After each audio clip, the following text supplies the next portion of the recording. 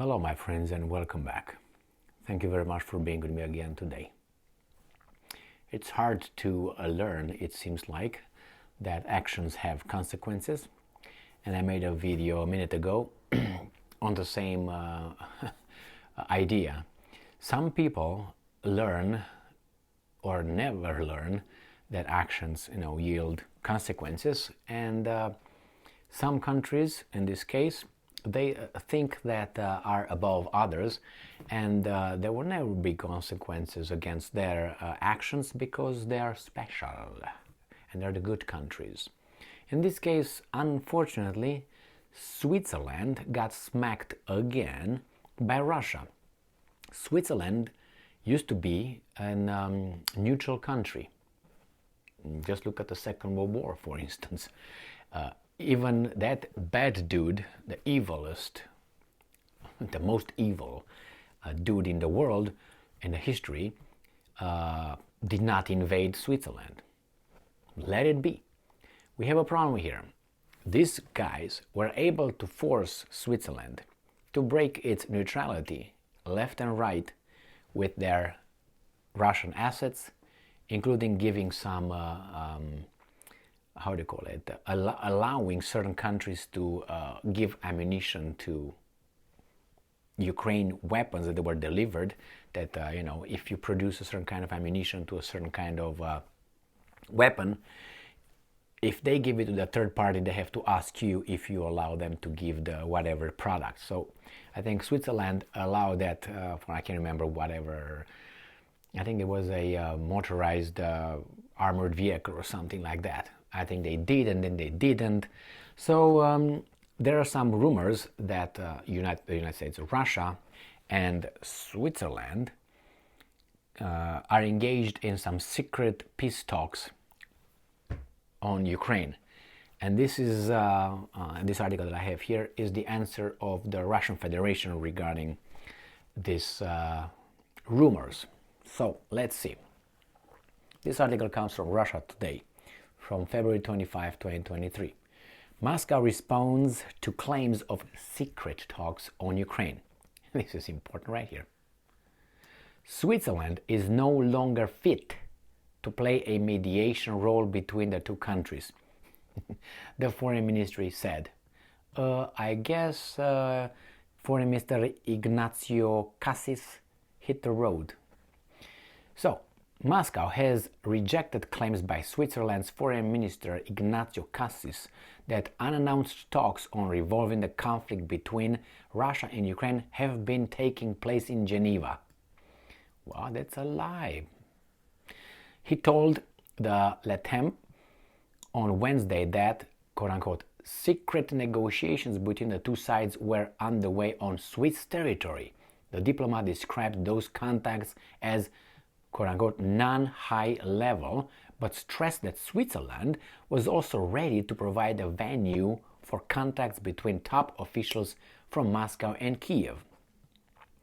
When addressed about the issue on Saturday, Russian Foreign Ministry spokeswoman Maria Zakharova, great woman, referred journalists to a comment made by presidential aide Vladimir Medinsky the previous day, and I'm quoting, "As far as I know, Russian diplomats, representatives of the administration and government, are not conducting any negotiations of high or any other levels with the Ukrainians," Medinsky stated. Zakharova also rejected the very idea of holding any negotiations on Swiss territory, arguing that Switzerland, which has joined the West's illegal unilateral anti-Russian sanctions, in our understanding is no longer a neutral state and can't claim any intermediary role in resolving the Ukrainian crisis. End quote. Smack.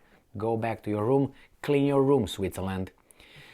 Well, you get what you ask for. What do you want? No consequences? So, now the Switzerland is going to say, no, we didn't do it. Okay, whatever. Switzerland opted to join EU sanctions against Moscow when they first introduced a few days after the outbreak of the conflict on February 24, 2022.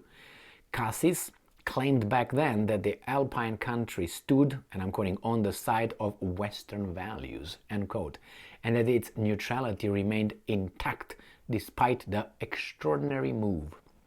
The Russian Foreign Ministry spokeswoman also noted that Ukrainian President Vladimir Zelensky had signed a decree in the fall officially banning him from any dialogue with his Russian counterpart, Vladimir Putin. Russian and Ukrainian representatives haven't met at a negotiating table since a high-profile meeting in Istanbul in late March. Medinsky, who headed the Russian delegation in Turkey's largest city, spoke of significant progress made during those talks. However, Kiev soon backtracked on all of those agreements, with Moscow suggesting that it had been done under pressure from Zelensky's Western backers. Russia maintains that it's ready to look for a diplomatic solution to the crisis, while also noting a lack of any reasonable proposals from either Kiev or Washington. Well, as far as I know, Switzerland joined some sanctions against Russia, and I know that they froze some assets or some people that were sanctioned by the European Union. Now, well, so be it. The Russians don't want to talk to you anymore. Another country that used to be regarded as a neutral country and was respected for that used to be Sweden. Switzerland, gone. Now you can claim you're impartial, but in order to be impartial, you have to have both sides agreeing with that assessment. Yesterday, on Friday, China came up with its proposal for a peace plan with 12 points. And said, well, here it is, this is what we think, a ceasefire first and all that. And I think it was Zelensky or the Americans. No, the Americans. Zelensky said, nah, beat it, nah. The Americans said, no, we're not going to do it because you are not neutral. Because you supply help to the Russians. They stopped short of saying military aid. You support Russia with your stance on the United Nations and all that. You did not condemn, you didn't follow the script. So you cannot be an impartial, I didn't even say they're impartial or something, but anyway, impartial facilitator of or mediator. But then, who are you going to look for? Israel? Who are you going to look? I mean, Israel supplied certain things to these weasels, and they said we were going to do more about it. I mean, European Union, who that? I know a country, and that's Zimbabwe. But you can't Zimbabwe because Zimbabwe, I think, abstained at the last vote in the General Assembly at the United Nations. So if you abstain, I think you're not good. So who would be a good guy then? What country? The thing here is sometimes you have these weasels acting in a certain way and not expecting to be smacked down because they are Switzerland. I like Switzerland. Beautiful country, beautiful people. But like always, there are other forces that steer the whole thing left or right, and the countries follow the politicians. For their credit, the Swiss did not agree with so-called, distributing Russian assets that are frozen to help Ukraine's reconstruction. They said, well, the constitution, unfortunately, that means they would like to do it, but they still doesn't allow us to do that. And everybody was like, boo, these guys here, they say we will do it. On the other hand, Switzerland has its own politics, interests, foreign policy, but I don't think it's an impartial state. Now, I'm surprised that Ignazio, the foreign minister, stated that thing. Remember, there's no smoke without a fire. It must be something that... I don't think the guy was lying. I want to put it this way. I don't think the guy was telling the truth. And, maybe it's an interpretation of something. I think it could be because the past 4 or 5 days, there were some articles stating that Germany, France, and Great Britain told Ukraine to Zelensky, maybe you should talk with that guy. Oh, what? There were some signs like this, and I don't know, we'll find out. Zelensky, I think he hopes that the arrival, not Zelensky, the hope that all these tanks that arrive in Ukraine and possibly the fighter jets will have the Russians be running back to Vladivostok or something. But I don't think so. The Russians, they're not with the pedal down. They're right here. From here, they're here. That's what I think they are. How do I know that? I mean, how many troops are over there? What's the amount? 350,000? 400,000?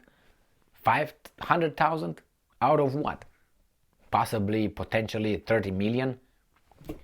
I mean, no, I don't think the Russians are even, maybe are like 1,200 RPM. They're not at 5,000 or more than that. Anyway, this is the second time I'm covering the same smack coming from Russia, directed to Switzerland, telling them that even if we would get to the point of negotiations, you don't qualify. You don't meet the criteria to be neutral. So, bye-bye. Well, maybe some other people will say that, hey, you are neutral, but Russians, they don't want you. Which you say, I don't give up after all, right? But I think it hurts their ego, though. And they have a big ego.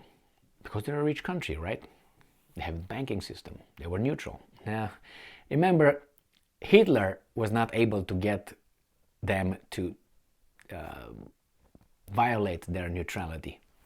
But these guys were able. What kind of forces are over there? Don't tell me the forces of good and the values of the tra-la-la. Because if you would have that, you would not have, I don't think that hypocrisy is a value, of Western value, is it? Is it? I don't think lying is a Western value, is it?